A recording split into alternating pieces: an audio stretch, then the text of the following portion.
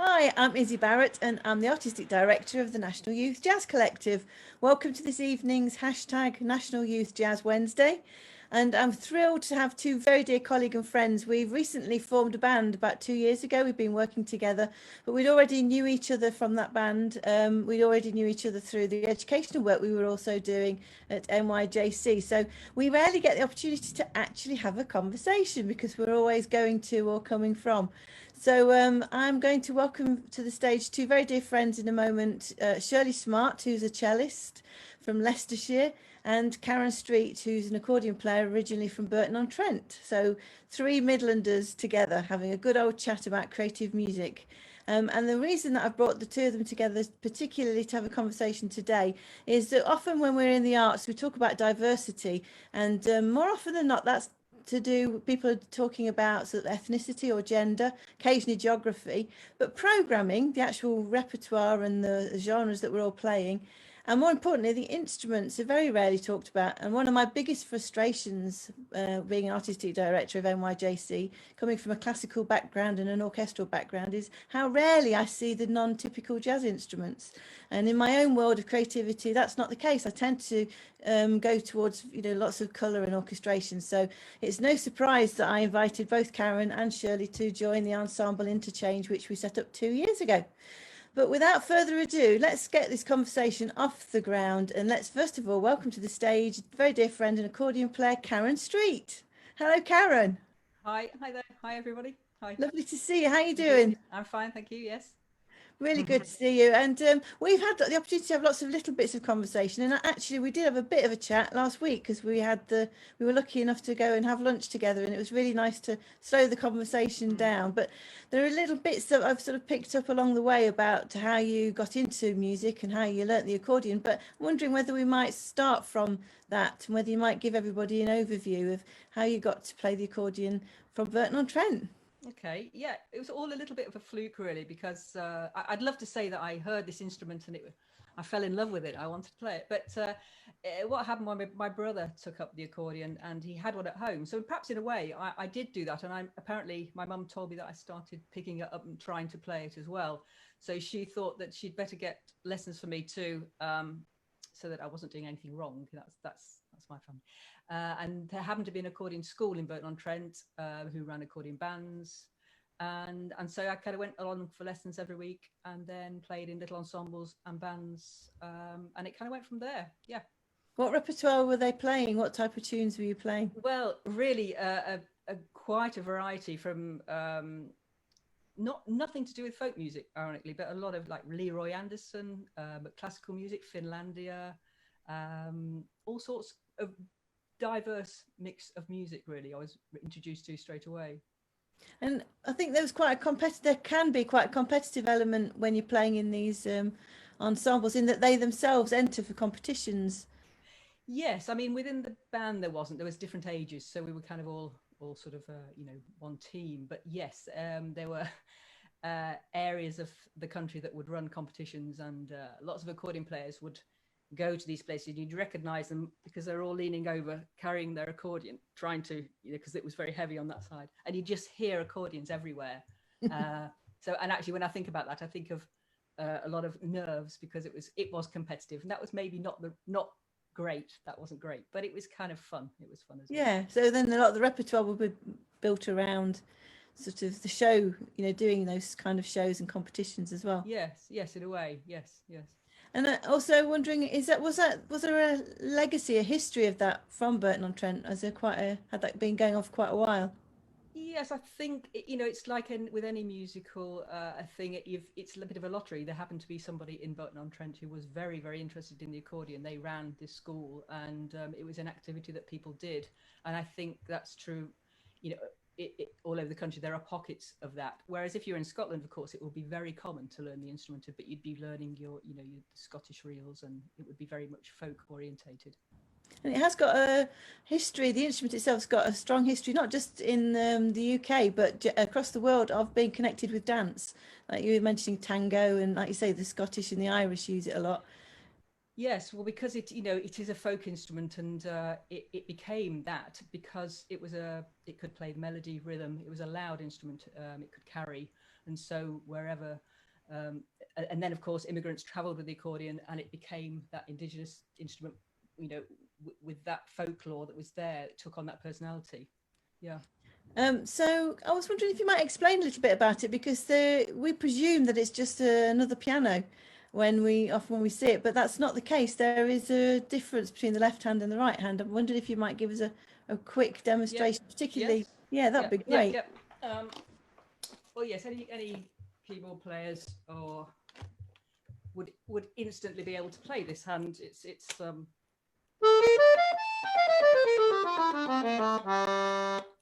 only thing you'd have to negotiate is you've got to play it like this instead of on the side, but that's okay. Then these registers here, they change the sound. That's a single reed.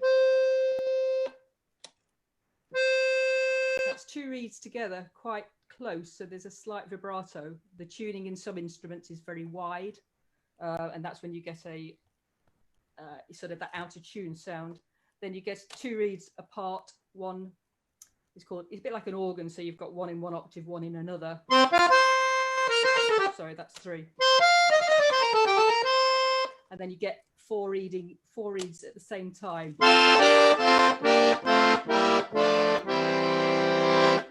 And then the left hand essentially is you've got two rows which are the bass notes, only limited to one octave in that, and then you've got fixed chords, buttons for the chords: major chord, minor chord, seventh, and diminished. But they are fixed, so you've got there's not a lot of you can't vary that, but you can then put chords together.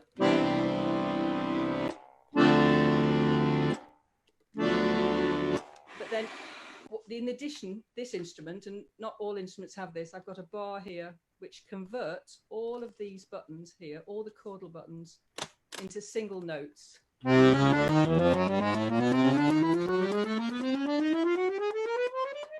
Goes really high, so you can then play lots of Baroque music, classical music, and then I can get different voices. So you've got a little bit more scope there for jazz, for playing jazz. Yeah, because thinking for the comping side of things, really, that's really great to now get an insight to see what's possible comping wise. Yeah.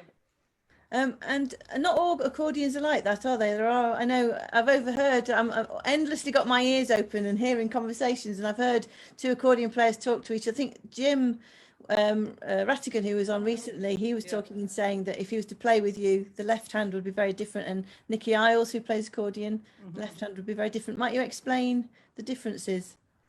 Well, it was, yes, that's the difference that I said. So it's just this button really, that you've got this is the standard bass, and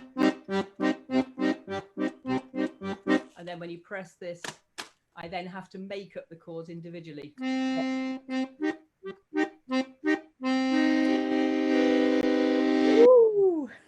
So but you can do a lot with the other with Stradella bass. I mean, that the bass side is probably the bit that is more complicated, because you can't. Well, it's not complicated as in it's very well arranged. It's arranged in fifths, but because you can't see where you're going, and then you've got to pull your bellows in and out. It's just that coordination. But once you sort of learn that, you're away. Oh wow, that's another thing you've got in common when we bring Shirley on later on, that they're tuned in fifths. Yes.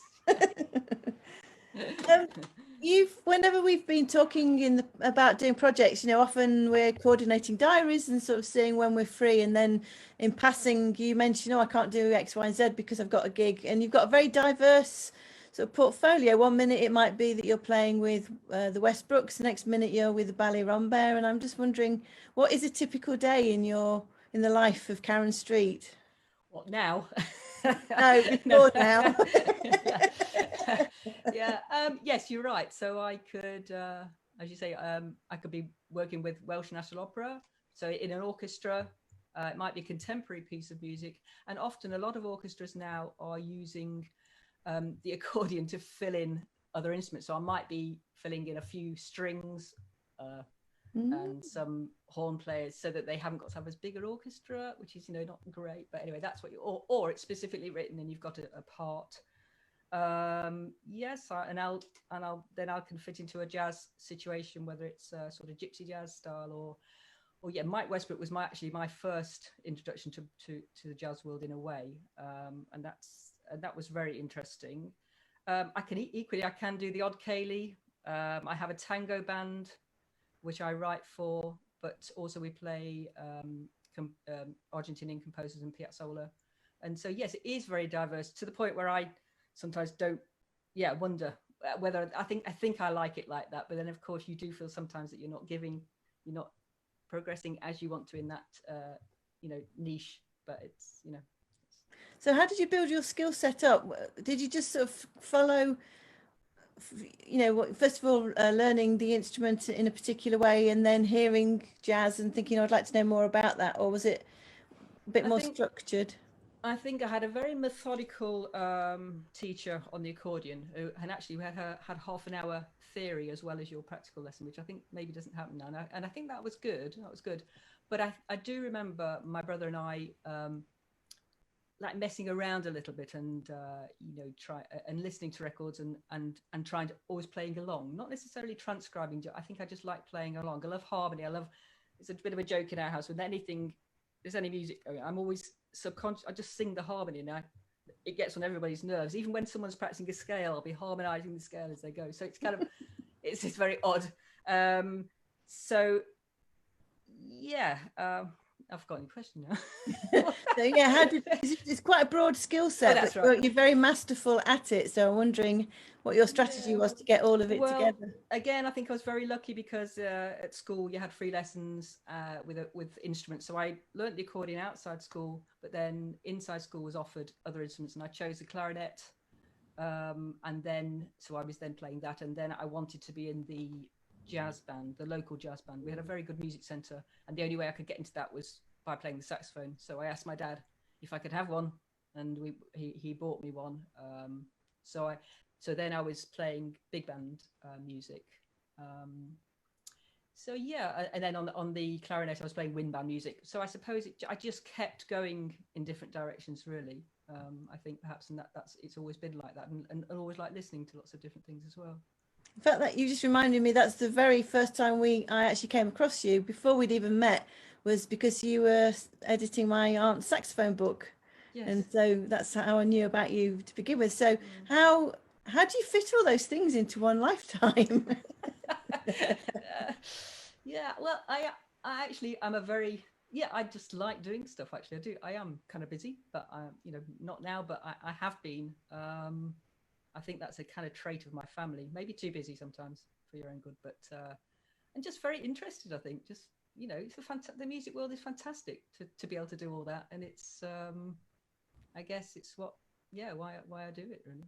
Yeah. I think also the one thing that you probably don't realise is that you're also incredibly supportive, and you're very easy to work with as well. So from my perspective, it's like having the opportunity to work with you, bringing your skill set the way that you do.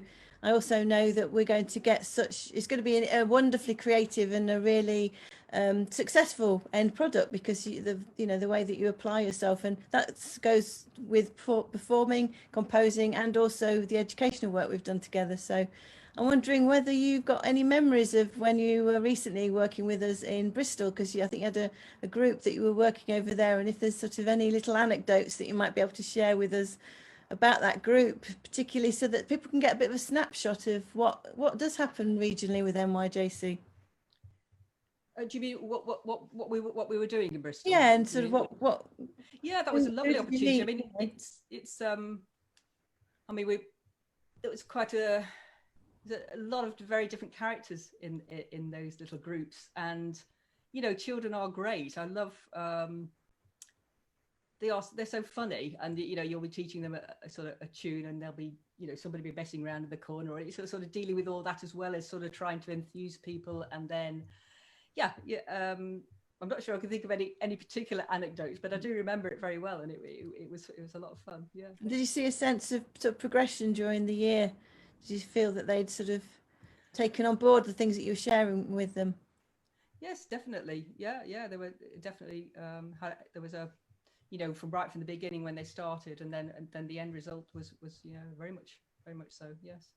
And then we've got this particular way of doing things, which people who've done the summer school will know, as well as the regional, which is we share all the music, sending them links. So everything's done orally.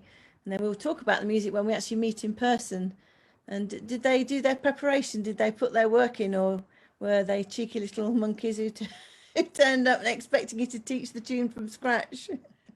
Yeah, I think most of them did. There were a couple who didn't, and then maybe you can't quite see what sport they get at home. I thought it was amazing that you do that by ear, and you send them music first. It's what a way to learn. That's great. Yeah, most of them did. You can as I say, maybe possibly not have the sport at home, but then there was one little drummer who actually was he really improved as we went along. And interestingly enough, then one week I thought I'd try with one of my pieces, quite a simple piece, and I sent. It hadn't got drums on actually, but he had a very good drum teacher, and I sort of tried to inform him what he might do, or that he can make up his own sort of rhythm. But he came back saying, and his dad was very worried, and he said, just hadn't really liked it this week. That tune, don't really like that tune. That's fine. Well, actually, the odds are likely that there's going to be one tune during, because we normally do about 6 tunes a year, because of month to month. So everyone's bound to not like one sometime during the year, and it's just unfortunate that the coincidence was.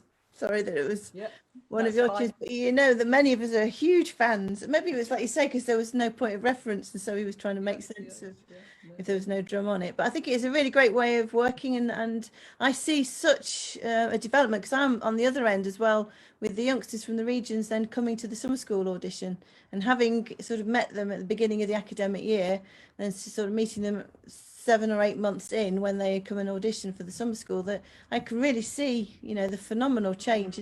I feel I'm in a very privileged position, because if you're meeting once a month, you may not be able to measure that quite so obviously. So a lot of the youngsters that came from Bristol, I was really impressed with how they'd done. And now some of them have even gone on to conservatoire and are in the industry. So that brings me to you and your compositions, because you, as you say, you've got several projects of your own, and I'm wondering what your approach is to composition when you're sitting down and writing for your own band. Have you got a particular sort of way of doing things? How do the ideas come to you, and when do you put time aside to write them? I think mostly I compose at the accordion, strangely enough. Whenever I go to the piano, it feels that it's not quite, I don't get what I'm looking for. So often it's, when I started, the first CD I did was actually Mike Westbrook said to me, you should do a solo CD. And I thought, what, really? Okay, I will. And I wrote about 9 original pieces for this instrument. And it was really absorbing. I can remember the time really well, actually, and it sort of seemed just to happen. So yeah, that's, I usually start at the accordion, I think, or I'll maybe have just an idea going around in my head, and I'll just try it out, and it's often just the harmony side of things, or there's something rhythmic going on. Yeah. Oh, that's interesting. And do you hear the other musicians in your head, sort of, or is it when you're writing for your group, or do you see it more of a sort of short score and then you expand it? Yeah, I think that's what I do. I think I almost compose, because you can do everything. I can play everything on the accordion, and I think I orchestrate it. I think I'm sure that that's really what I do, and I hear what instrument will fit on the lines. Yeah, because I haven't had any formal compositional training, although I've always composed when I was little, but haven't just by listening and trying things out. Yeah, I think that's how Stravinsky was out doing it. He's always at the piano playing all parts, because he was a phenomenal pianist, and then sort of teasing the orchestration out. And do you try things out half finished ever with your group, or do you tend to take a finished product and how do you engage them in the sort of the development of a piece? I do write probably with people in mind, in the sense that I know I kind of probably give them the arrangement, but then I like them to bring whatever they want, and I hope people feel they have the freedom to do that. Yeah, I mean, it's a luxury to have hours where you could just, you know, rehearse and try ideas out. It's probably half and half, really, I think. And I'm very welcome for other people bringing ideas in. Yeah. So I'm wondering where would people find brilliant accordion players? Sort of where are the places that they study, and what sort of ensembles would you expect to hear them in? Well, of course, when I was growing up and before the internet, I only knew of people in this country, and one of my jazz heroes was Jack Emblow. But then, of course, now you can study at the Royal Academy. But it's mostly that's classical music. But a lot of people from Europe come to study there. But there are so many great accordion players that I've now discovered. In a way, it was almost good not to hear all that before you formed your own compositions and your version of how you want to play the accordion, because I think that I kind of listen to other instruments rather than the accordion. So I think that's kind of quite nice to do that. But now Richie Galliano is a great favorite of mine, because he also plays in lots of styles. He'll do a string quartet, you know, something with string quartet, but then he'll equally be playing at a Montreux Jazz Festival. And he's amazing. There's many American players from the 50s that I have records of, who equally are. It sounds so contemporary when you listen to it. And we talked about a female accordionist called Alice Hall, and I just had a quick look up about her, actually, and it very, very interesting. There's only a few recordings, but she really is an amazing player. She scats along to her playing. Quite an interesting life. That's for another day. But I now need to delve a little bit deeper for her, actually. Have you come across any recordings so that we can hear her?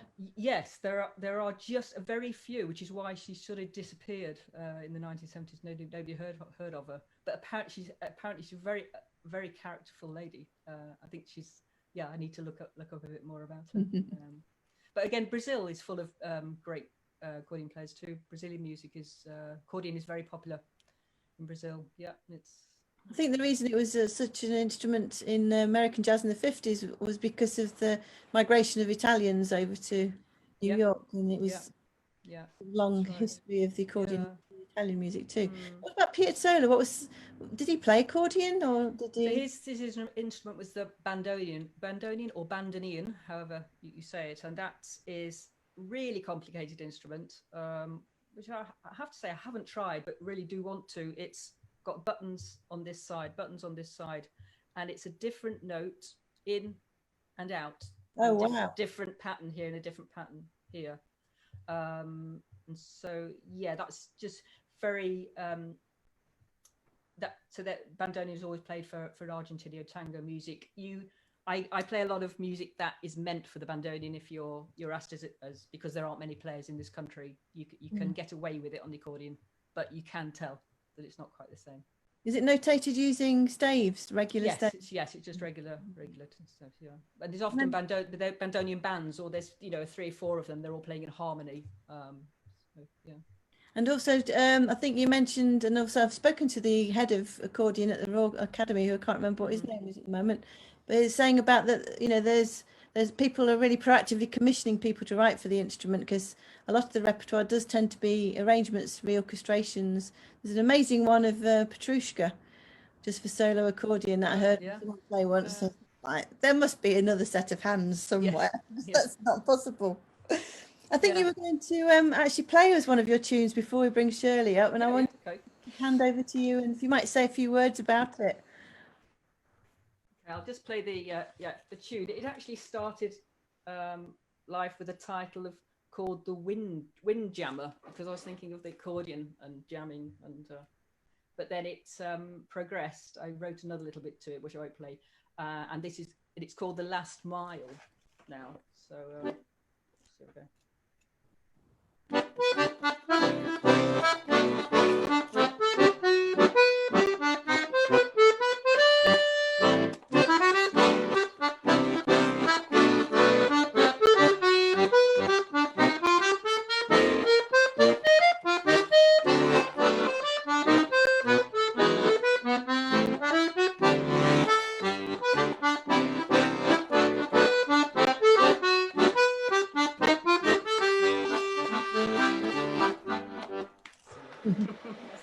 You know, I was going to say that anyone listening, you know, just remind yourself that you can replay these interviews, and if there are tunes that we talk about, you know, do what we do in NYJC, learn it by ear. So, you know, come back and hear that tune one more time. Might we hear it one more time? Yeah.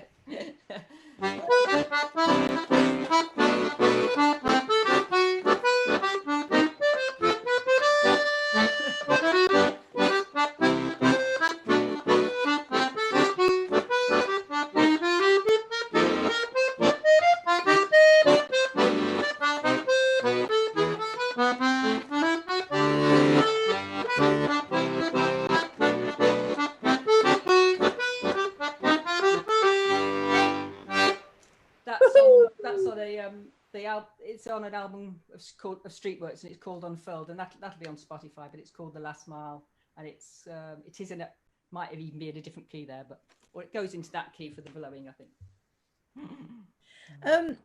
When you're playing, one of the things that I was wondering was, because you've got a great sense of harmony, modulation, voice leading, the sort of the ebb and flow that modulations can cause and create, and the steering of harmony. I'm wondering, when you came to write your own tunes, do you think you'd already absorbed quite a lot of that sensibility and sensitivity from the repertoire that you'd been playing up until then, sort of by being in the various ensembles?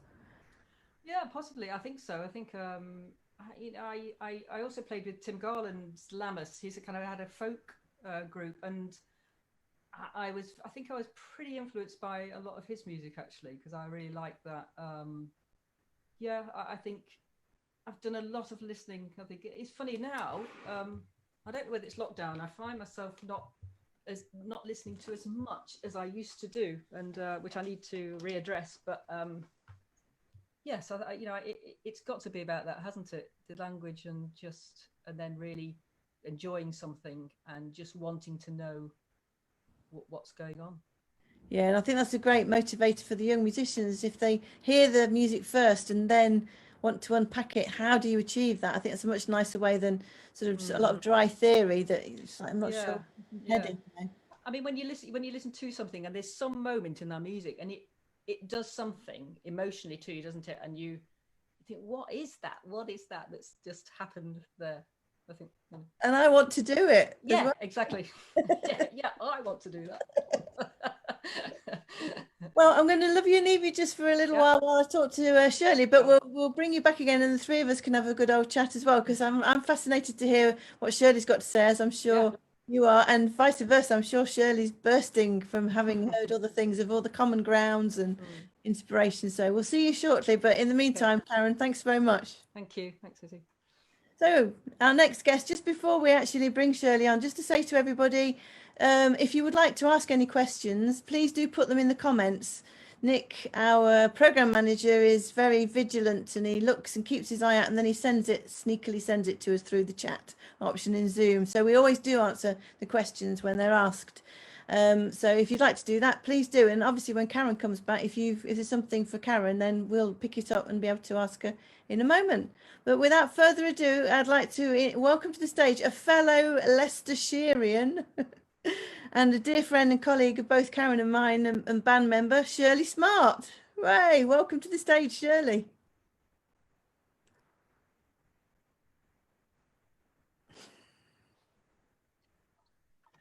Zoom having a little bit of a freak then, didn't want to work. Hi, Issie, how are you doing? I'm doing really good. I think we were all getting that Zen zone of, well, whatever Zoom wants to do, we'll do that. Yeah, exactly.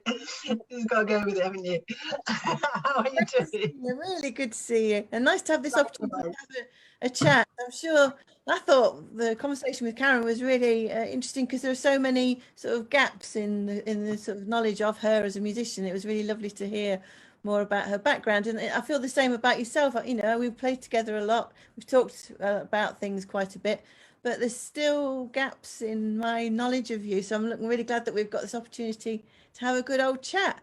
And you, like me, came from Leicestershire, but I think we were a little bit apart, and Leicestershire itself had changed, I think, a little bit. I think it was a little bit more open. We were told when I was there, no jazz, it's absolutely forbidden. But I think there was a big band that I heard on the grapevine a few years later, which I can't remember the name of the guy now. He was a very good friend of Tony Cohen's.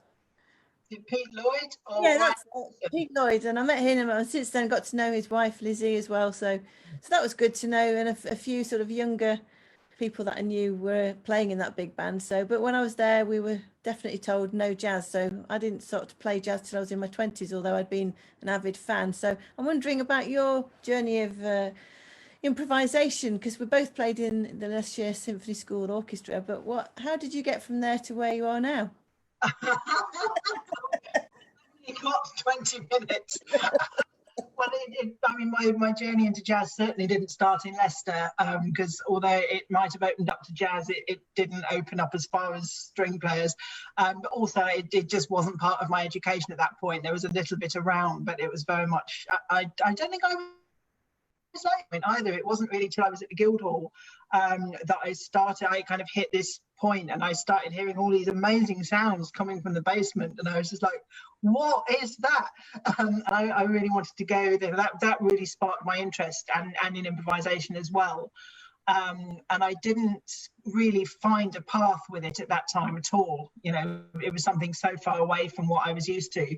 And just by a long series of accidents, as the part that you do know is that I ended up in Jerusalem, and really that's sort of where all these different paths, many new paths opened up, and also jazz became, you know, that path opened up to me as well. So it's really been quite a weird and rambling journey, with a lot of different influences in it that now are, you know, so much part of my life. But a lot of it has been by chance, but and by, you know, opportunities that I've had in life.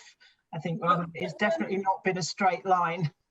Might we, because I think you were in Jerusalem for 10 years, so I'm wondering if we might unpack that for a little while, and you sort of explained what some of those influences and opportunities were. Sure. Again, I didn't really go with any particular plan of action. It was just a kind of interesting opportunity that came up. And while I was there, again, totally by chance, that so much of life happens by chance in dark corners of wine bars. I don't know anything about that. It was actually a light corner of a restaurant, but anyway, somebody came up to me and asked me if I would be interested in playing some Moroccan jazz, and I had no idea what that was. I didn't know anything about Middle Eastern music at all either, and I basically went and joined this band that was full of really good jazz musicians as well. And they just taught me all this repertoire. It was particularly a North African repertoire known as Shabi, but there was a lot of different stuff in there. There was Jewish Putim, there was North African music, there was Shabi, there was Ganawa, and jazz as well. So it was really kind of focused on one repertoire, but with a lot of tributaries in as well. So yeah, I just kind of learned all that stuff while I was there. And it was tributaries that you're talking about, all these different, might you give us one sentence to explain each one, maybe? Sure. Shabi is basically a tradition of particularly Moroccan and Algerian music. It was very, very popular, especially in the 1920s and 30s. And it's a kind of cafe music, and a little bit like the sort of North African version of Brazilian choro, which I'm sure quite more people will be familiar with. There's a lovely film about it actually called El Gusto, which is a kind of Algerian version of the Buena Vista Social Club. So that's a really, really lovely film about that music, and it's told through the music. Oh, Ganawa is more music of South Morocco, and it's a really kind of tribal, very harmonically and melodically simple, but very repetitive kind of music that centers around this instrument called the gumbri, which is like a huge box with 3 strings and a very long neck. It's a very bassy type instrument, and then there's just chanting and singing over the top, but it is incredibly hypnotic. It's almost all pentatonic-ish. But it's very, very hypnotic. It's wonderful stuff. But is that hypnosis part of what they want to achieve? Yeah, I think so, because it has spiritual roots as well. Yeah, it's a really distinctive sound. So there was Putim is also Jewish religious music. There's a whole body of Jewish religious chants, and particularly again Morocco and Algeria, because they have very big Jewish communities, a lot of whom ended up in Israel and in Jerusalem particularly, and it was those that I met there. So there was a lot of that repertoire in there as well.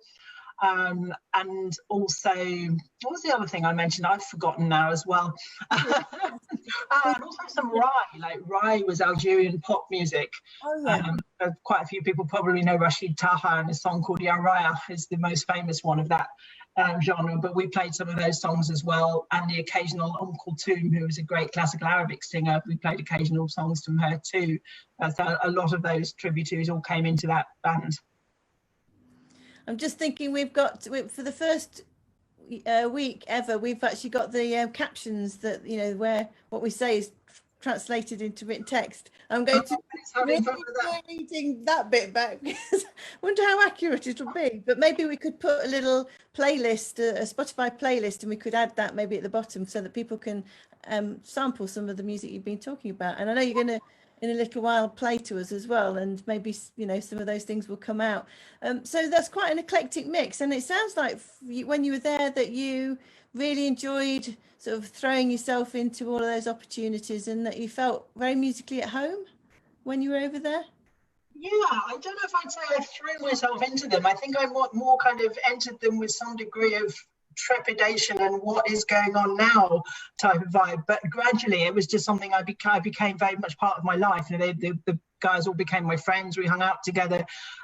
We played in various different bands. We played jazz stuff as well, so it really just, that was what was around me. So yeah, and then it was only kind of retrospectively I realized, you know, what an amazing opportunity and what an amazing door that has been to have open in your life. And also the timing of it as well, because I think you left the Guildhall and went there, so it's like your early professional life as well. So what a formative period to have, you know.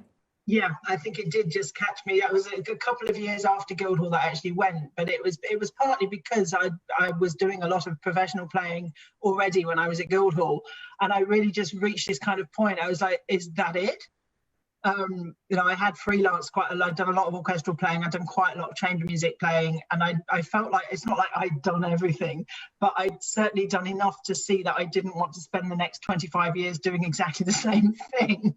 And I think it was quite an unarticulated sensation at that point in time, but there was something definitely niggling in me that something is there to be found. But I didn't know what it was, and there were two options at that time that could have worked out. I was thinking also of going to Helsinki to the Sibelius Academy. That's Oslo, isn't it? Somewhere cold and north, but somewhere completely opposite from Jerusalem is the point there. And I often think how different life would have been if that had been the one that worked out as opposed to Jerusalem.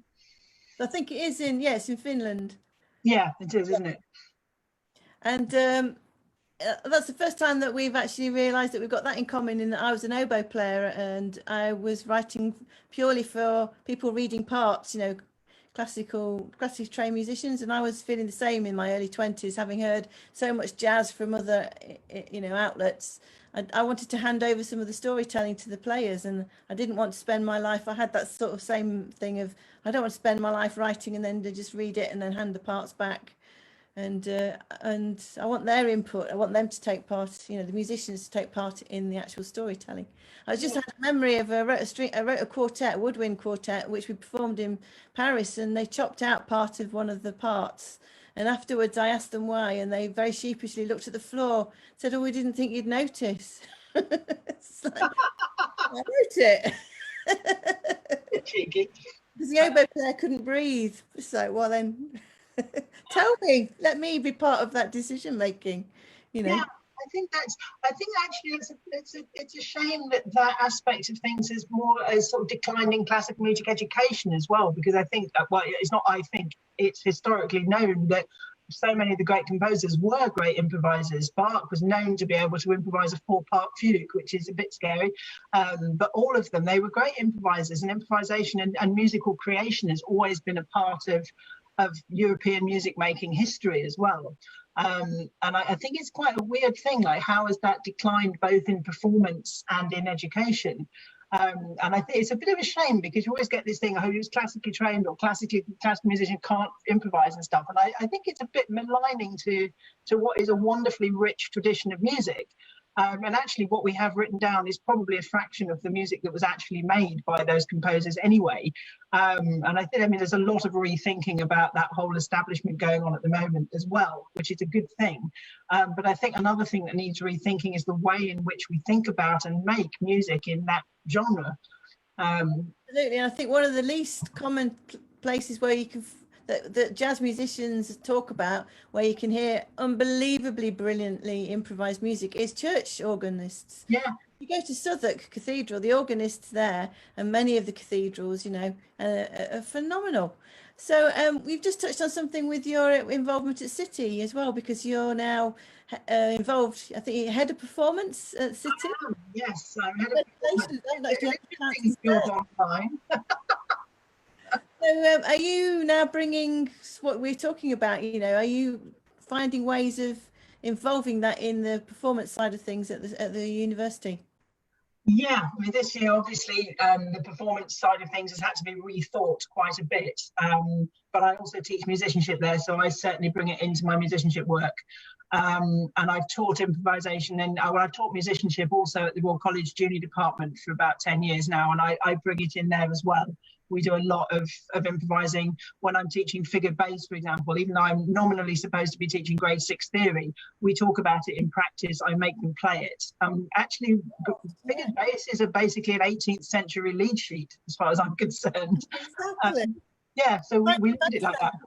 Our theory is taught in a mathematical way, instead of, you know, it's a way of rationalizing sound, and so the sound came first, the theory came second, but it's taught, it's, you know, mathematical numbers, and then we'll show you calculus later, kind of thing. Yeah, I really try and kind of integrate the two things, and we do. That's why I really like teaching practical musicianship, because you're basically teaching the theory, but you're doing it as well, which is so often the missing link.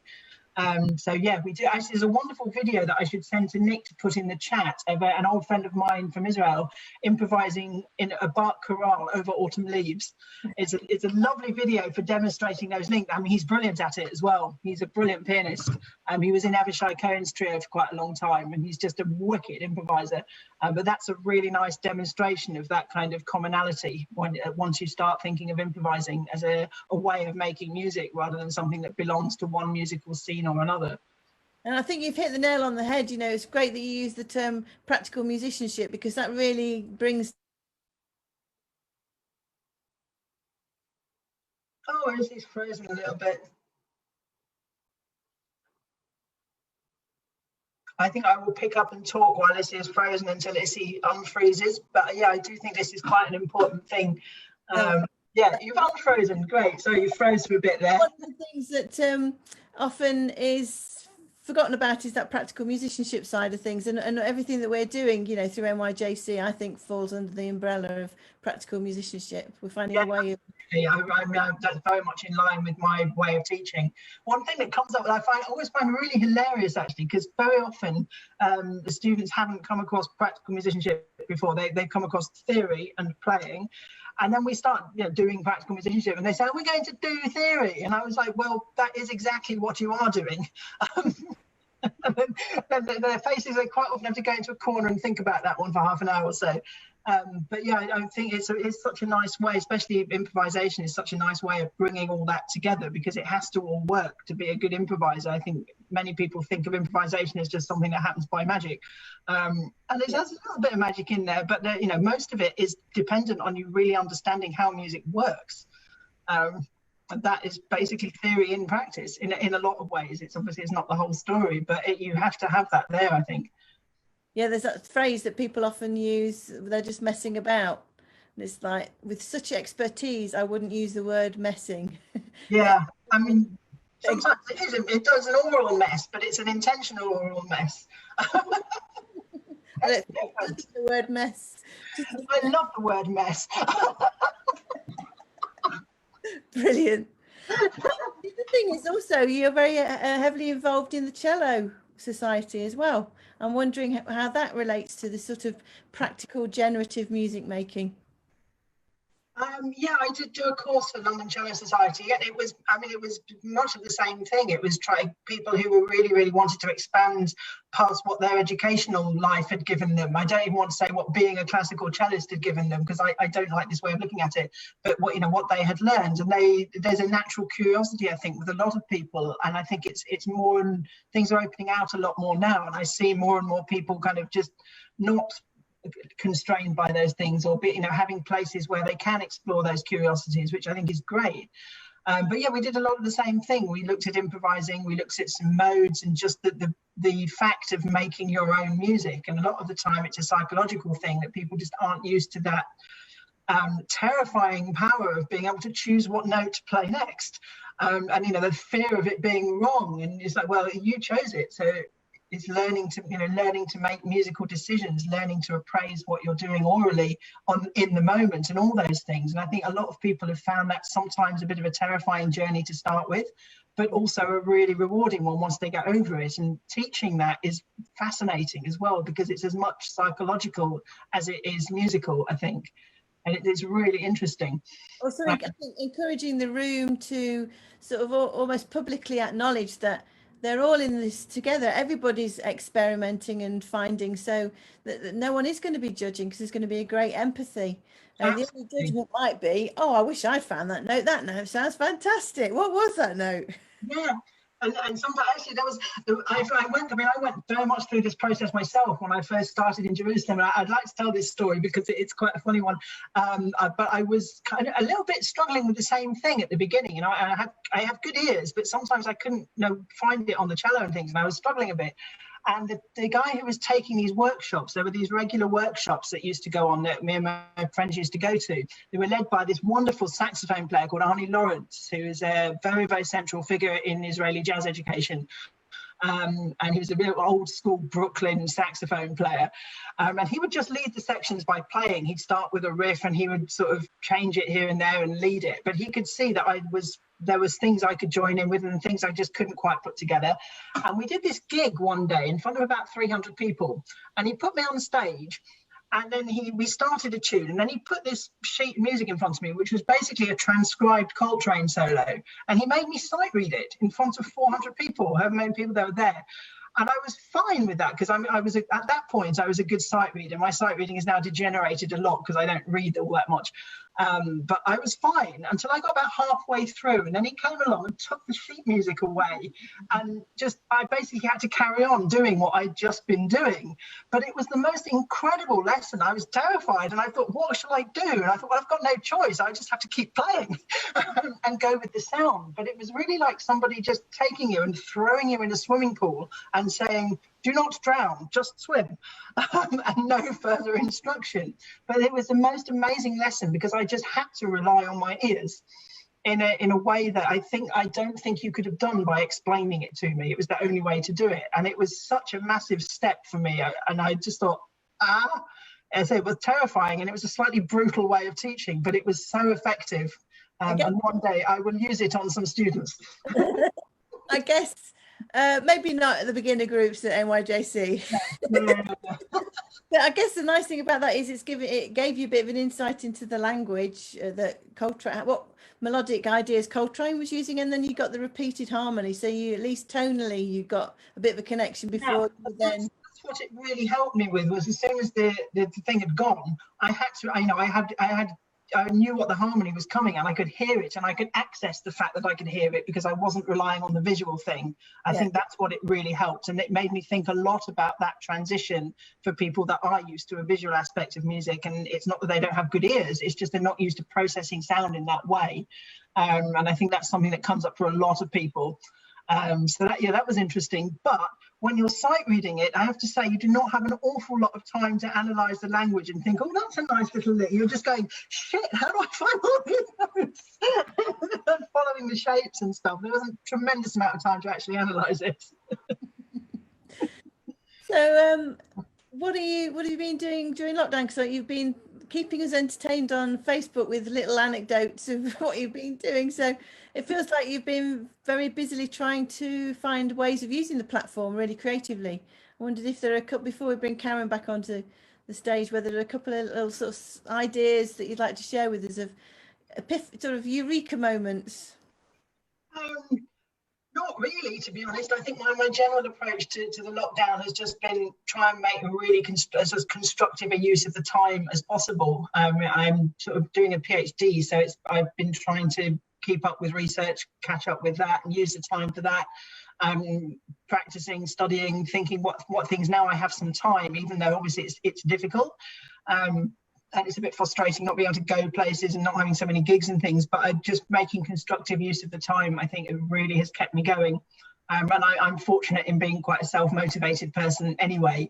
And I've just had piles of stuff and lists of things that I haven't done for the last 3 years. So I'm like, right, okay, do it now. But I've been trying to pass that on to students as well, as like make the best of this time, because we will come out the other end of it at some point. And what you want to do further in your life is look at it and think, yeah, I made the best of that. It's set me up for what I can now do. So maybe that's been my eureka moment. It's just, and I've tried to do that all the way through, I think. So I'm going to bring Karen back, and the first question I'm going to actually ask both of you is, have you used Zoom as a platform for actually creative, at least sort of connecting with some of the creative people you work with to maybe do some work in preparation of when you can come together again? Karen, has it been a useful medium at all? I've taught with it, but probably not. And I've had actually tried to improve my skills with in a sort of asking for lessons actually from people, but I haven't done any interaction actually. Unusually, I have had two sort of live rehearsals when we were able to, but no, so I haven't. Be interested if Shirley has done that. Yeah, Shirley. Not so much with fellow musicians. Obviously, it'd be nice with catching up with friends and stuff, but live music just doesn't work. But what I have been doing, because I have to teach practical musicianship, which depends on us and improvisation, which depends on us being able to sing. We have been singing. I had a group of 15 students singing, but we just have to sing everything quite slowly and in long notes, and it's hilariously awful. It really is bad, but at least it's a nice way that they feel at least we're doing something together as a group. So I'm trying to make the best of it, but basically it's rubbish. We've been doing a bit of that because the summer school, particularly, we were learning repertoire in the mornings, and then go in the afternoon recording it on platforms like BandLab or GarageBand or Logic. So that while the group's having to play their parts individually, there's still that sort of, they've discussed it and they've tried things out online in Zoom and small group Zooms, sort of things like Jamulus. It all depends on what the bandwidth's like in each of the musicians' houses, because if you've got people who are gaming or you've got parents who are also trying to do all their work, then it obviously compromises the bandwidth. So for the first time ever, we're actually doing our summer school in their houses, affecting the whole family. And normally they're coming to be with us and to stay with us. And actually, we've now got the date for next year's summer school, which is going to be the 22nd to the 29th of August. So it's really lovely to be thinking about the audition tour, which we're going to be putting together. Nick's doing that at the moment. That's going to be over the Easter fortnight, and I'm actually going to do a face-to-face project. It's over a period of a year, and it starts a week tomorrow, which is in the South Derbyshire, so little by little. But I haven't personally as a composer used it as a tool to sort of talk to other people. I want to just develop my music, and then I can't wait for the time we can all meet again in person. So I'd go on. So I think some of the things you were saying about doing things on GarageBand has actually that's certainly sparked off during this time. I have learned how to use GarageBand. Like me, who's had it for 5 years, opened it and gone and closed it again. I now know how to use it. And one of the first things I did right at the beginning was I did like an overdubbed improvised soundtrack to a photo sequence that I'd made, and that was quite good fun. And I'm planning on doing some of that with my practical musicianship students next half term as well, and so they can layer stuff up, so they'll have a nice little recording at the end. I think that kind of aspect of it is quite nice to work into teaching. It's just the live thing that is a problem. Yeah, I think everyone's just holding their breath, waiting for that moment when we can all come together again. So the last time we actually the three of us were together was doing a gig with Interchange, and then releasing the album as well, which is on Fuzzy Moon Records. And it was lovely to invite you both 2 years ago actually it's nearly 3 years, 2.5 years ago now, to write pieces for the band. And I'm wondering if you could maybe share a bit of what it was like writing for a band that you'd not ever worked with, musicians that we'd probably met or heard, were aware of, but you know, that's striving to get a band sound and to develop the pieces. So might you tell us first of all, Karen, about your piece, Still Here? Yes, I mean it was quite a challenge actually. I think I can remember thinking, you know, well, didn't know many. I knew a few of the people, not all. I am. You can hear me, can't you? Yeah. But not everybody. And I hadn't had so much experience in writing for even big band. Never mind that kind of ensemble. But it's strange enough that so my piece was it was called Still Here. I often write a piece and then find the title afterwards. And I think at that time I was going through a lot of stuff with my mum because I was looking after her. It's sort of a nod to her with her Alzheimer's. And I think that especially the opening, I felt very sad, even though it's not sad, but it's kind of maybe, you know, it has a sort of a sad element about it. And I found that actually kind of easy to write because possibly what emotionally I was feeling. And then for me, adding the sort of rhythmic side, the drums, and that was again another challenge, which is something that I am you know, that's another thing I'm trying to work in lockdown, is how to write, you know, a bit better for rhythm section, and then you got the cello, of course, fitting into the sort of slightly big, you know, the horns, and it it was really interesting and very satisfying, I have to say. And looking back, sort of, if you were now to be commissioned to write another piece, what sort of tricks of the trade did you discover for that lineup that you think, oh, I'd like to explore this now, please?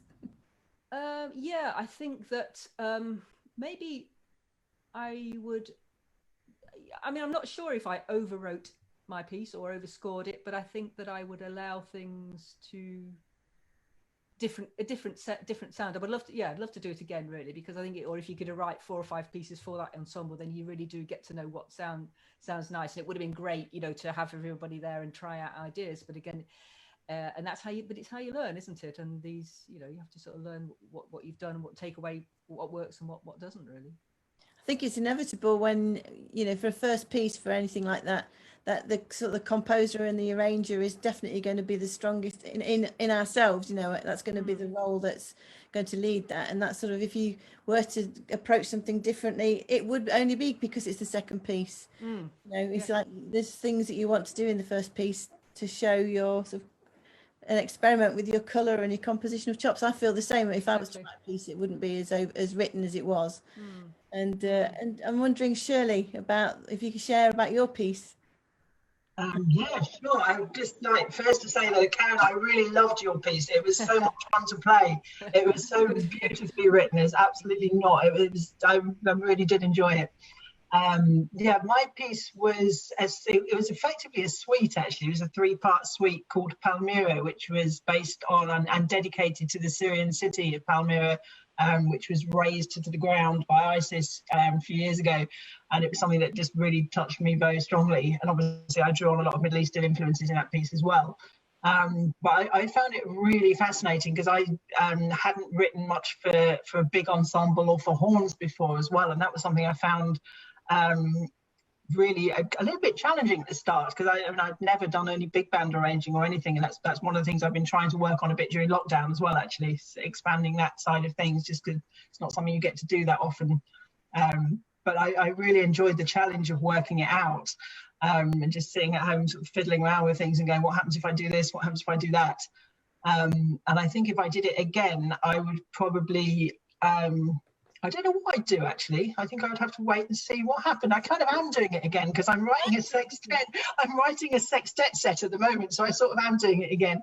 But yeah, I've thought more about how I use the horns and also how I integrate the cello, because the cello, partly because it's not so loud naturally unless you stick a lot of microphones on it, but it can integrate with the horns very, very well. It can integrate with the bass, so you've got the string sound there as well, sort of naturally. And just finding those spaces and the different interchange of instruments is really interesting. So I'm kind of developing.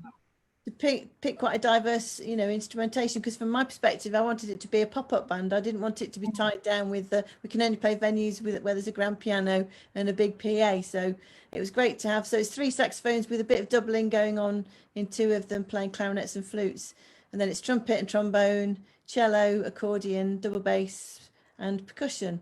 Which can either be drum kit or hand percussion. And I've always thought of the 2 of your instruments always being, you know, cello and accordion for me. I just think is a beautiful combination of sound. So I was really chuffed to have an ensemble that had you both in it. Well, that's right. Because the pieces actually with both options, with piano and accordion, it really changed it, and that was really fun.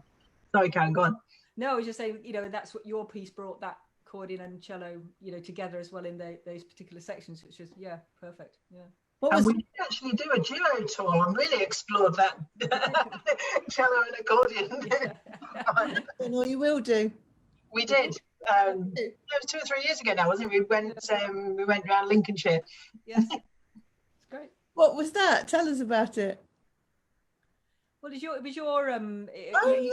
had an accordionist before, hadn't you, with you? I think, yeah. Is that right? And then then he went back to Italy.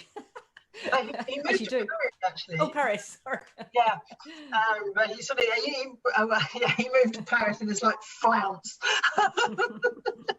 I think he'd had enough of London, so he moved to Paris. But it was a great opportunity, you know, to work with you as well. So it was brilliant and really good fun. And we went with another great friend and colleague of mine, another cellist called Kate Short, who does a kind of comedy routine as well. And her and I did one night once. She asked me to do an opening set for her, and at a gig of hers, and some wag said, "You should call this Short and Smart." And we kind of went, and we did. We did quite a few tours with that as a kind of 2-act evening. It's quite nice because it's 2 very, very different things linked by the cello, and it's nice for audiences as well because it's 2 acts for the price of 1. So we did that with Kate around Lincolnshire. It was a lot of fun. What advice would you give young musicians who are starting out about getting gigs for their projects, and what do you think what expectations should they have as they start out, and you know, what is the journey like? Maybe Karen first. Well, I probably came to fixing my own gigs sort of a bit later. I think that I definitely went down that sort of freelance path and got, you know, it's much easier, isn't it? You get asked to do things and you don't have to arrange your own, you know, transport, accommodation, anything like that. And then, you know, when I did do my own stuff, then I realized that it's hard work, but it's very rewarding. And I think just, you know, keep going, don't be discouraged if you don't hear from anybody. Have a good product. I think I must have had that advice. I think have a good product, and you know, and just keep. If you believe, you know, it's a bit cliche, isn't it? Believe in it, but if you have something to say and you want people to listen to it, then you owe it to yourself to give it a go. Yeah. Brilliant advice. Yeah, definitely. Shirley. Yeah, I agree with everything Karen said, totally.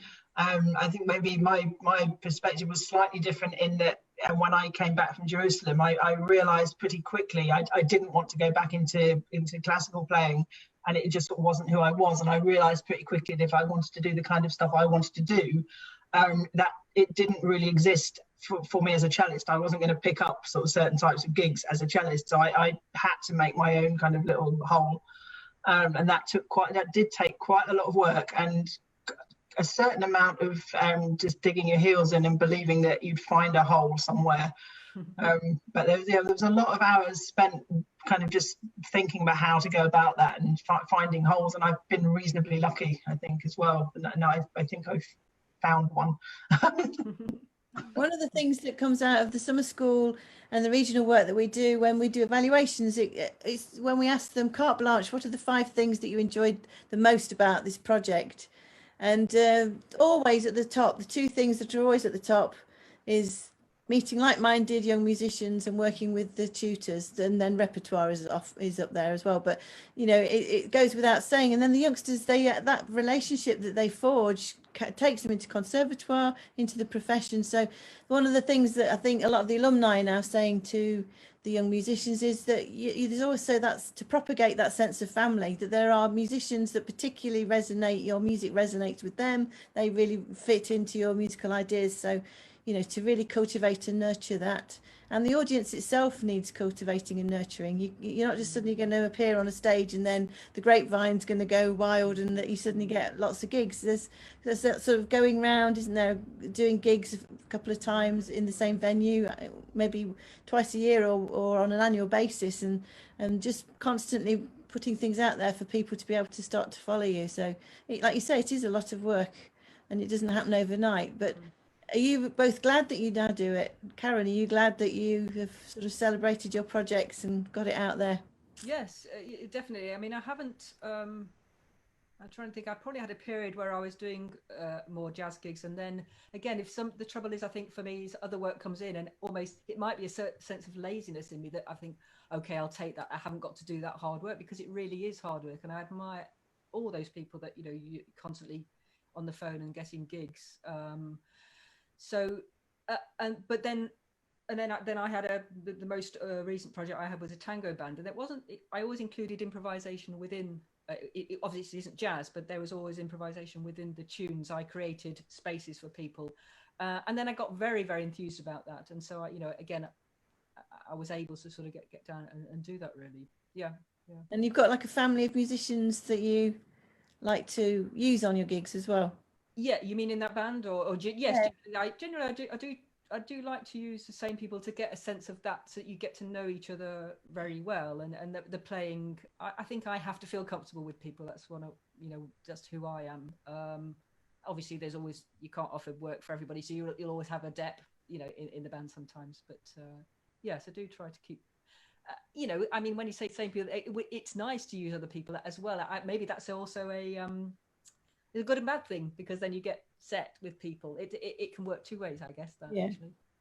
Yeah. Shirley, do you enjoy all the time you invest in making your projects happen? Yeah, I think I do.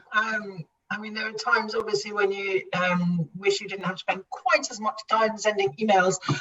But I mean, I just accept that it's part and parcel of the job. And if I want to get, you know, the stuff that I love playing out there, then, you know, that's part of the job. So I just get on with it. And then when you actually get out there and you're with your friends and colleagues on stage, then yeah, it's all worth it. Absolutely. And I wouldn't change that for anything. I don't think. So as a parting bit of advice, I'm wondering if you both look back at yourselves at sort of the age that the youngsters are that we're working with, maybe sort of the 14 to 18-year-olds. If you see yourself, then what advice would you give to yourself as a 14 and an 18-year-old? Karen. It's funny. I know that's just something that you do think about, especially at, you know, I at my age now. You know, I'm at the older end of the career spectrum, and you know, I don't know. I sometimes look back and think, God, how did I do that? You know, there's a sense of, I think when you're young, that hopefully, and that's true for the, you know, people now, that they kind of just do it and don't think too hard about it, actually. Otherwise, you maybe, you know, and just if you've got that confidence going, you know, sometimes I think, God, I shouldn't have done that. I wasn't good enough, or wasn't it? But it doesn't matter. Just, I think I would have kept it the same, you know. Right. Yeah. Really? Likewise. I mean, if someone had told me when I was that age that I would be doing the sort of things I was doing now, I would have laughed at them, because the world that I now inhabit was completely unknown to me anyway. So, you know, that definitely, I think sometimes is just go with whatever's going as well, and never be surprised by anything that life throws at you. Possibly is a good one. Definitely. I agree with both of you. If you'd said I would be where I am now, when I was 14 to 18, I would have said, sorry, I think you've got the wrong Issie Barratt. I don't think so. And I quite like that. I like the fact that we didn't know ahead of the game, you know, that we've been on that. It is a journey, and that's really important for everybody that's sort of taking the music up and follow it. Don't be too much in a hurry to get to the final destination. Enjoy the whole journey, because the music is the journey, and whether it's the journey on stage or the journey to physically get there or the journey to actually learn something, it is all a journey. Can I add something to that as well? Now I forgot what it was. What was it? Oh yeah, I know what I was going to add. I was kind of like, is very much listen to your instincts. If you have something inside you that is pointing you in a certain direction, or even just sort of stirring and trying to find something and you don't know what it is, it's like, listen to it, because that for me is very much what started mine off. And I didn't know what it was that I was listening to, but I'm glad that I did. And I think that's a really important thing as well, because there's so much kind of career path and do this and do that, and you have to be doing this or that and the other. And I think that's a really, and all that is important too. But I think that thing of listening to what your own voice is telling you to do, if it's saying something at all, if it's not, don't worry about it. If it is, listen to it. I think it's a really important thing. Brilliant one to finish on. That's fantastic. I wonder, before we finish and close for the evening, whether the three of us might welcome to the stage our dear program manager, who's going to tell everybody about how you can actually sign up for the newsletter and support the work that we're doing. Over to you, Nick. Hello, thank you very much. Let me just click that button. There we go. Yes, so if you'd like to be more involved in NYJC's activities as a young musician, music leader, practitioner or audience member, you can sign up for our newsletter by visiting nationalyouthjazz.co.uk/sign up.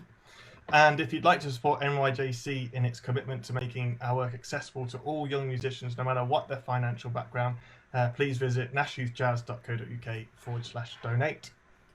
And as all four of us know, and I think people that have been tuning in regularly as well will know, that we are really committed to making sure that all young musicians who want to play the music are able to do, and there's no financial barrier.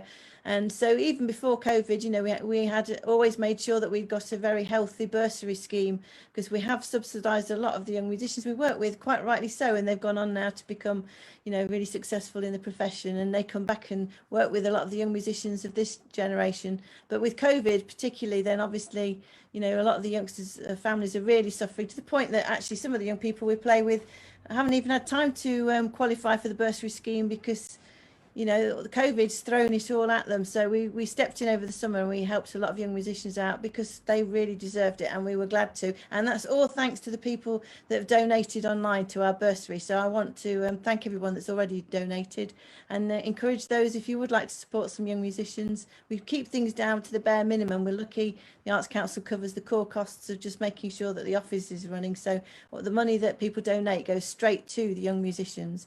We never use it for any of our core costs.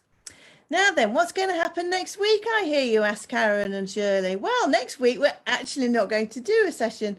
We're going to take a week off, because in 2 weeks' time and 3 weeks' time, we're going to be doing our summer school festival, which is, we worked with 63 young musicians over the summer, and we did some pre-recorded pieces of the repertoire they were learning. And so there are 4 groups in 2 weeks' time, and then another 4 groups in 2 weeks' time.